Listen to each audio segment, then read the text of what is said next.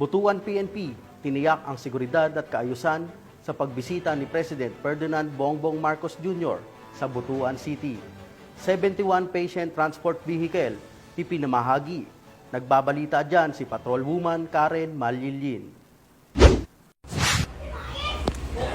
Naging mapayapa at maayos ang pagbisita ni President Ferdinand Bongbong R. Marcos Jr. sa Butuan City matapos may patupad ng Butuan City Police Office ang mahigpit na seguridad sa rehiyon nito lamang ika-24 ng Oktubre taong kasalukuyan. Sa pangunguna ni Police Colonel Romel D. Villamor, City Director, nagdeploy ang Butuan City Police Office ng sapat na puwersa at nagsagawa ng koordinasyon kasama ang Presidential Security Group, Armed Forces of the Philippines, City Traffic and Transport Management Department at iba pang ahensya upang matiyak ang zero incident sa pagbisita ng Pangulo. Ang pagdating ng Pangulo sa Caraga Region ay kaugnay ng turnover ceremony ng 71 PCSO patient transport vehicles na ipapamahagi sa iba't ibang probinsya sa Caraga at Davao Region. Ayon sa Butuan PNP, patuloy nitong paigtingin ang seguridad at pagpapanatili ng kaayusan sa lungsod, lalo na sa mga aktibidad na may kaugnayan sa pambansang pamahalaan at publiko.